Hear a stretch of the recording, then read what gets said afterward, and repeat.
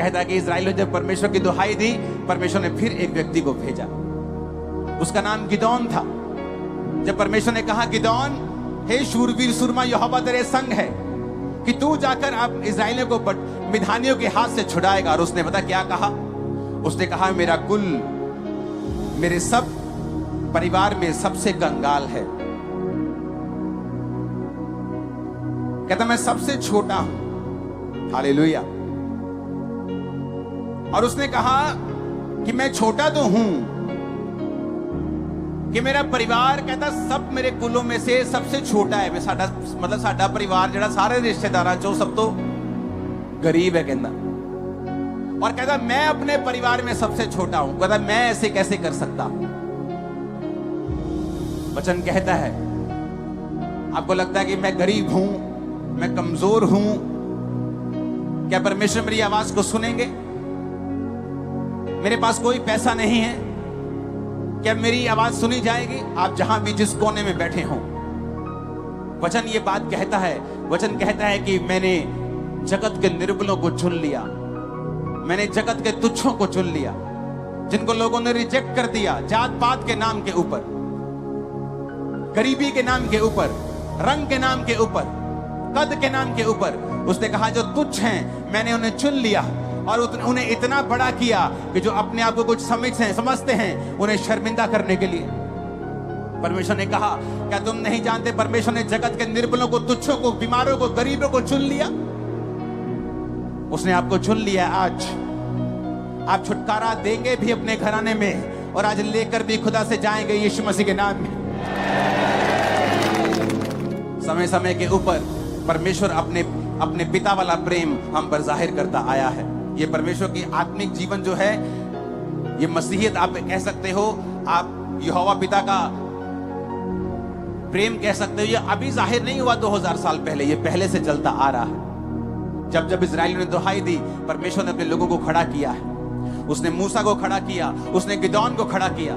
जब जब लोगों ने मन फिरा लिया कि ठीक है, आज से हम ये काम नहीं करेंगे, आज से गुनाह नहीं करेंगे, आज से परमेश्वर की ओर मुड़ेंगे, आज से व्यभिचार नहीं करेंगे, आज से गलती नहीं करेंगे, आज से पाप नहीं करेंगे, आज से शराब नहीं, नशे नहीं पिएंगे, आज से परमेश्वर के पीछे चलेंगे, तौबा कर ली बाइबल कहती है।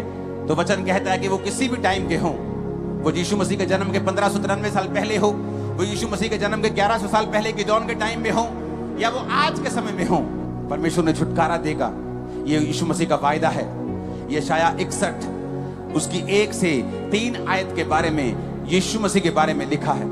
वो प्रेमी परमेश्वर है। वो पुराने समय में भी प्रेमी परमेश्वर था। वो 1500 साल है, यीशु मसीह के जन्म के पहले भी प्रेमी था, यीशु मसीह के जन्म के बाद भी वो प्रेमी परमेश्वर है। बाइबल कहती है यीशु मसीह के बारे में, यशायाह 61 उसकी 1 से 3 आयत, यशायाह की पुस्तक जो यीशु मसीह के जन्म के 700 साल पहले लिखी गई, उस नबी ने परमेश्वर के बारे में लिखा। उसने कहा, प्रभु यहोवा का आत्मा मुझ पे है, क्योंकि यहोवा ने सुसमाचार सुनाने के लिए मेरा अभिषेक किया। मुझे इसलिए भेजा कि मैं खेदित मन के लोगों को शांति दूं, बंदियों के लिए स्वतंत्रता का और कैदियों के लिए छुटकारे का प्रचार करूं। प्रभु यीशु मसीह ने कहा, जिस समय इजरायली दुहाई देते थे और वो राजा की बड़ी कैद में थे, दुखों में थे, जकड़न में थे, बॉन्डेज में थे, पेनफुल बॉन्डेज, एक ऐसा बंधन जो दर्दनाक है। तो परमेश्वर ने कहा, मैंने मूसा को भेजा था। जब मिधानियों के वश में तुम पड़ गए और तुम्हारे बीजों को नाश किया जाने लगा, तो मैंने गिदोन को भेजा था। लेकिन वचन कहता है कि अंत के दिनों में वो सिर्फ इस्राएलियों के छुटकारे के लिए काम नहीं करेगा, वो पूरे जगत के छुटकारे के लिए काम करेगा। इसलिए वचन कहता है कि प्रभु यीशु मसीह इसलिए जन्म उसने लिया कि अब्राहम की आशीष अन्य जातियों तक पहुंचे। क्या थी अब्राहम की आशीष? कि कोई दुश्मन तुम पे कब्जा नहीं कर सकता, कोई शैतान तुम पे कब्जा नहीं कर सकता।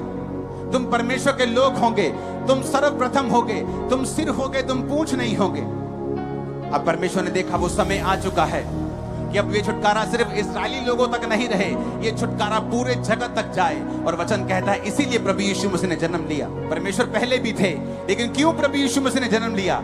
एक नया धर्म बनाने के लिए नहीं, क्योंकि वो छुटकारा जो थोड़े लोगों के पास था, वो छुटकारा जो सिर्फ इस्राएली लोगों को मिलता था जब वो परमेश्वर की दुहाई देते थे, अब वो छुटकारा परमेश्वर ने कहा, मैं जगत के हर एक कोने तक, भजन संहिता में लिखा है, प्रकाशित वाक्य में लिखा है, अलग अलग जगह बाइबल में पढ़ेंगे कि स्वर्ग में एक बड़ी भीड़, खजूर की डालियों को लिए हुए, व्हाइट कपड़ों को डाले हुए, हर एक कुल, धरती की हर एक जाति, हर एक कुल में से, हर एक लोगों में से एक बड़ी भीड़ परमेश्वर के सामने होगी। यानी परमेश्वर बहुत से लोगों को छुटकारा देगा, जो कोई उसके नाम के ऊपर विश्वास करेगा, बहुत से लोगों को वो छुटकारा देगा। अब परमेश्वर ने ठान लिया कि अब ये छुटकारा सिर्फ इस्राएलियों के पास नहीं होगा, अब मैं जगत के हर उस व्यक्ति को छुटकारा दूंगा, वो किसी भी धर्म, जात, रंग, रूप का क्यों ना हो, जो कोई प्रभु यीशु मसीह के ऊपर विश्वास करेगा, मैं उन्हें छुटकारा दूंगा। मैं उनके बीजों को बचाऊंगा, शैतान उनके बच्चों को नाश नहीं कर पाएगा, शैतान उनके शरीरों को नाश नहीं कर पाएगा, शैतान उनके जीवन को नाश नहीं कर पाएगा, उनके फाइनेंस को, उनके खेतों को नाश नहीं कर पाएगा। ये परमेश्वर का मकसद था। तो इसलिए वचन कहता है, यीशु मसीह ने कहा, यहोवा का आत्मा मुझ पे है। किसके लिए? धर्म परिवर्तन करवाने के लिए, तुम्हारे पैसे छीनने के लिए। आप जितने पैसे यहां देंगे ना आज, उससे ज्यादा इस मीटिंग का खर्चा होगा। आज मुझे आपके पैसों की जरूरत नहीं है, मैं आपको यीशु मसीह देने के लिए आया हूं। वो परमेश्वर जो फ्री आता है लेकिन बहुत अनमोल है।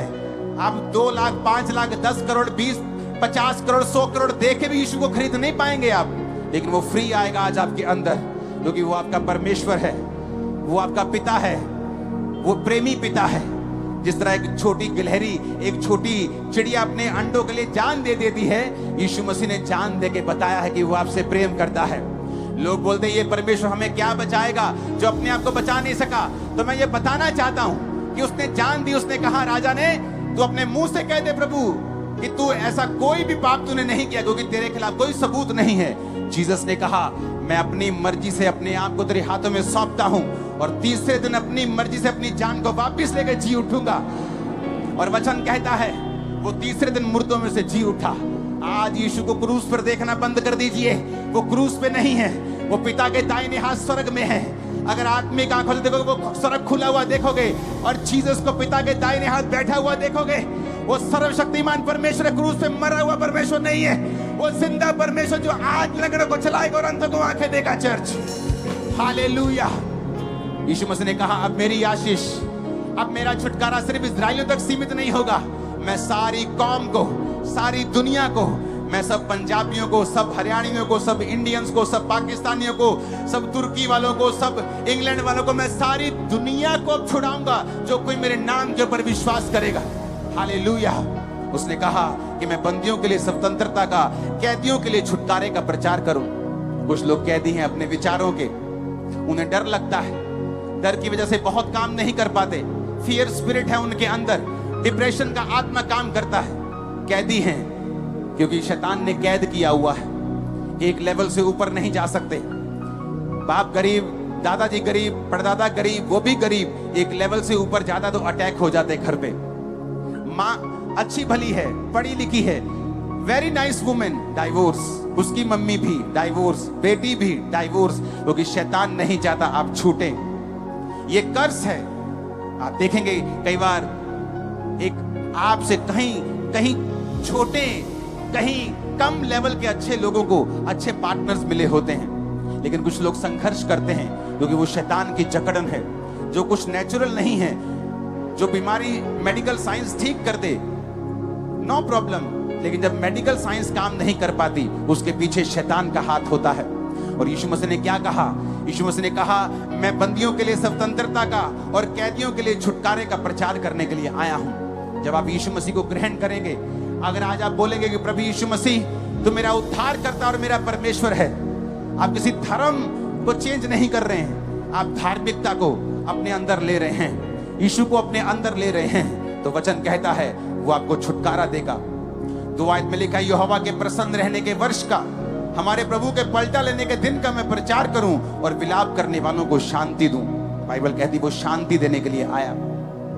मैं ऐसे परिवारों को जानता हूं जिनके बच्चों की मृत्यु हो गई और वो पागल हो गए थे, अपने जीवन को खत्म करने के लिए तैयार थे, लेकिन जब यीशु मसीह उनकी जिंदगी में आए, एक नई लाइफ उनको परमेश्वर ने दी है। यीशु मसीह ने कहा, मैं विलाप करने वालों को शांति देना चाहता हूं। 3 आयत में लिखा, ताकि सिय्योन के विलाप करने वालों के सिर पर राख दूर करके एक सुंदर पगड़ी बांधूं। ये आयत यीशु मसीह के जन्म से भी 700 साल पहले की है।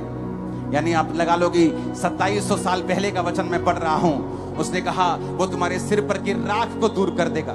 जब लोग दुखी होते थे तो अपने सिर पर राख डालते थे। जब कोई मर जाता था, किसी देश पे कब्जा होता था, देश लूट जाता तो राख डालते थे। परमेश्वर ने कहा मैं तुम्हारी राख को दूर कर दूंगा और एक सुंदर पगड़ी तुम्हें दूंगा। उनका विलाप दूर करके मैं हर्ष का तेल लगाऊंगा, यानी खुशी का तेल परमेश्वर तुम्हें देगा। उदासी हटाकर यश का ओढ़ना उड़ाऊंगा, जिससे वो धर्म के बांज वृक्ष और यहोवा के लगाए हुए कहलाएं और जिससे उसकी महिमा प्रकट हो, ताकि आपको मालूम हो कि मेरा पिता जो स्वर्ग में है मुझे छुटकारा देते हुए खुश होता है, मुझे आशीषित देखता हुआ खुश होता है।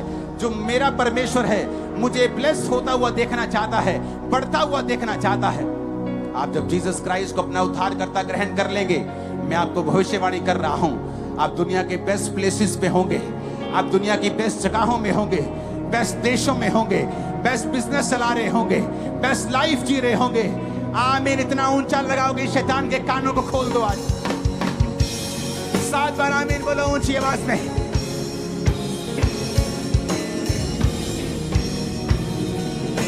Hallelujah, hallelujah. प्रभु यीशु मसीह आए कि वो आपको छुटकारा दे सके, राख दूर करके एक सुंदर पगड़ी बांध सके, हर्ष का तेल लगा सके, खुशी का तेल तुम्हारे ऊपर लगा सके।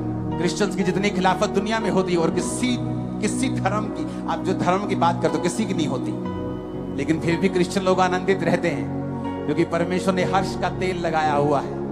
जिसको खुदा हर्ष का तेल लगा दे उसे कोई इंसान पहुंच नहीं सकता। जिसे परमेश्वर आनंदित होने का तेल बख्श दे, मसा बख्श दे, उसे कोई मनुष्य निराश नहीं कर सकता है। आपके रिश्तेदार जब आपको हेल्प करते हैं, कुछ तो करते नहीं, 99% तो करते ही नहीं, 1% कर भी दे तो बेइज्जती कर करके करते हैं। ओ तू फेर आ गया, ओ तू फेर आ गई, 50,000 दे दो, लाख दे दो, असी वेले हैं, आई तुहाडे लई कमाउने। बेइज्जती करते हैं। जीसस ने पता क्या कहा? उसने कहा अगर तू मेरे पीछे चलेगा और मेरी सेवा करेगा, उसकी सेवा बहुत मुश्किल नहीं है। यीशु के बारे में प्रचार करना, पवित्रताई में जीवन बिताना, नशों से दूर रहना, गंदगी से दूर रहना। उसने कहा अगर तू ऐसा जीवन बिताएगा तो मैं तेरी हर घटी को इज्जत के साथ पूरा करूंगा। तेरे को पैसा चाहिए होगा, इज्जत के साथ आएगा। आशीष चाहिए होगी, इज्जत के साथ आएगी। तो अपने घर में इज्जत पाएगी, तो अपने काम में बरकत पाएगा, तो जहां जाएगी इज्जत पाएगी, जहां जाएगा इज्जत पाएगा। रिसीव करो उस इज्जत को अपनी आत्मा में, यीशु के नाम में। Hallelujah, hallelujah.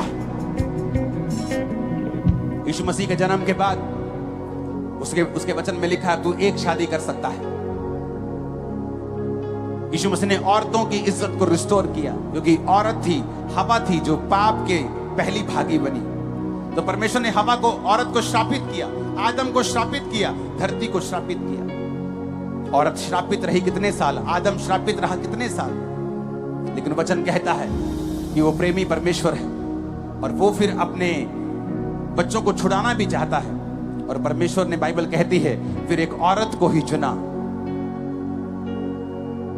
उसने एक ऐसी औरत को चुना जो सचमुच की कुंवारी थी, नाम की कुंवारी नहीं थी, सचमुच की कुंवारी को चुना और पवित्र आत्मा उस पे उतरा। और बाइबल कहती है उसने यीशु को जन्म दिया। जब यीशु को जन्म दिया तो उसने, जब परमेश्वर उसके पेट में थे तो उसने कहा, परमेश्वर ने अपनी दासी की दीनता के ऊपर दृष्टि की है, वो आपके स्टेप्स को ऑनर करता है।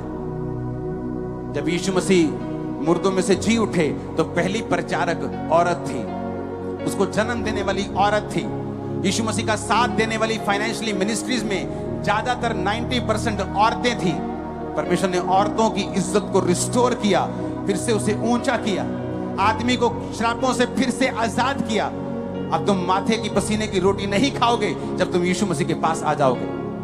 वो तुम्हें दुखों की रोटी नहीं देगा, वो तुम्हें आशीषित करेगा। Hallelujah, hallelujah. आप छुटकारा ले सकते हैं। वो व्यक्ति जो यीशु को नहीं जानते, आज यीशु मसीह को ग्रहण करेंगे तो वो छुटकारे को ले सकते हैं। छुटकारे का प्रोसेस आपकी लाइफ में शुरू हो जाता है, इस तरह मेरी लाइफ में शुरू हुआ। एकदम से पहले दिन तो कुछ नहीं हुआ, लेकिन एक झटका लगा और मुझे मालूम होगा कि यीशु मसीह कुछ कर सकते हैं, ये तो बात पक्की। इतना तो एक्सपीरियंस मुझे हो गया था। वचन क्या कहता है, मैंने जो पहला वचन पढ़ा था, लेवी के घराने के पुरुष ने लेवी वंश की स्त्री से विवाह किया। लेवी घराना था, लेवी घराने का पुरुष था, लेवी घराने की ही स्त्री से, यानी अपने कुल में ही उसने शादी की। कौन सा समय चल रहा था? दुखों का समय। वो समय जहां पे राजा अनाउंसमेंट गवर्नमेंट कर रही थी कि जितने इजरायलियों के बच्चे होंगे, बेटे बेटे सब मार दिए जाए। दुखी कर दिया था उसको। दुखों में गारे की, ईंटों की, उनको मजदूरी करा करा के उनको पेनफुल लाइफ उनकी कर दी थी। लेकिन अभी भी एक व्यक्ति परमेश्वर के वचन पे खड़ा हुआ है, कहता मैं अपने कुल को साफ रहने दूंगा, मैं ऐसी शादी नहीं करूंगा जो परमेश्वर के वचन के खिलाफ हो। आज जब एक व्यक्ति यीशु मसीह से कुछ पाने में देरी होती है तो आप क्या सोचते हैं? उस प्रेशर में भी क्या परमेश्वर के साथ अड़े हुए और खड़े हुए हैं? बाइबल कहती है छुटकारा उन लोगों ने पाया है जिन्होंने यीशु को कबूल किया है। और फिर जब दोबारा छुटकारे की जरूरत पड़ती है मसीह होने के बाद, फिर उन्हीं लोगों ने पाया है जो उसके वचन पे खड़े रहते हैं, अड़े रहते हैं, जो ये नहीं कहते कि बहुत दुखी हो गए, लिया शराब लेके आ। डैनियल ने नहीं कहा कि लाओ जो लेके आना है मुझे दो खाने के लिए। अब कौन सा परमेश्वर हमारे साथ, हम बंधुआई में चले गए। लेकिन डैनियल ने कहा मैं वो नहीं खाऊंगा, चाहे मैं बंधुआई में हूं, मैं वो नहीं खाऊंगा जो बाइबल में मना किया हुआ है। मैं आपको बता रहा हूं, यीशु वचन भी है। आप क्रिश्चियन हैं, उसके वचन पे खड़े रहें, अड़े रहें, क्योंकि छुटकारा आपके अंदर से पैदा होगा यीशु के नाम। आप क्रिश्चियन है ना, चर्च जाना भूले नहीं काम होता तब भी जाएं, फास्टिंग रखें, प्रेयर करें, शैतान को शर्मिंदा करें। एक दिन आएगा जब छुटकारा आपके पास होगा और आपके पास से दूसरों के पास भी होगा, क्योंकि नए लोगों के लिए भी छुटकारा है और उन लोगों के लिए भी है जो यीशु को पहले से जानते हैं। डैनियल ने प्रेशर में ये नहीं कहा और लेके आओ जो लेके आना है, मैं शराब भी पीऊंगा, दाखरस भी पीऊंगा, वो मीट भी खाऊंगा जो बाइबल में मना किए हुए हैं, लेके आओ। परमेश्वर कौन सा हमारे साथ है? हमारे साथ होता तो हम बंधुआई में क्यों आते? वचन कहता है जब यूसुफ को जेल में डाल दिया गया, उस जेल में भी उसने परमेश्वर को पुकारना नहीं छोड़ा। वचन कहता है कि सांकलों के साथ बंधे हुए भी उसने यहोवा की महिमा की और यहोवा के वचन को छोड़ा नहीं।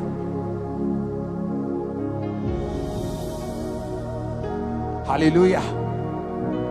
अगर आप क्रिश्चियन हैं, मैं आपको एक सलाह देता हूं, आप प्रेशर में भी हो, दुखों में भी हो, इस वचन को छोड़ना नहीं। एक बड़ा छुटकारा एंटर होने वाला तुम्हारी लाइफ में, और तुम देखोगे क्या होता है। जो कि यीशु को भी विश्वास करेगा उसकी महिमा को देखेगा, बाइबल कहती है। आज चाहे नॉन क्रिश्चियन हो, आप चाहे क्रिश्चियन हो, आज अपनी लाइफ परमेश्वर को दे दीजिए और वचन पे चलना शुरू कर दीजिए, क्योंकि बड़े स्टार्स हैं जो आप में से जन्मने वाले हैं। आप शायद अपने आप को नहीं देख पा रहे जो फ्यूचर में है, लेकिन मैं आपको देख पा रहा हूं। आप चमकने वाले हैं बहुत अजीब रीति से। आप हैरान होंगे कि ऐसा मैंने कभी सोचा नहीं था जो परमेश्वर ने मेरी लाइफ में कर दिया जब मैंने परमेश्वर का पीछा किया। मैं कभी सपने में सोचा नहीं था। मैंने लोगों को देखा है चर्च में से राशन लेते हुए, 100 रुपए के लिए तरसते हुए, और आज फॉरेन कंट्रीज में अपने घर लेते हुए उनको देखा है, सेम फैमिलीज।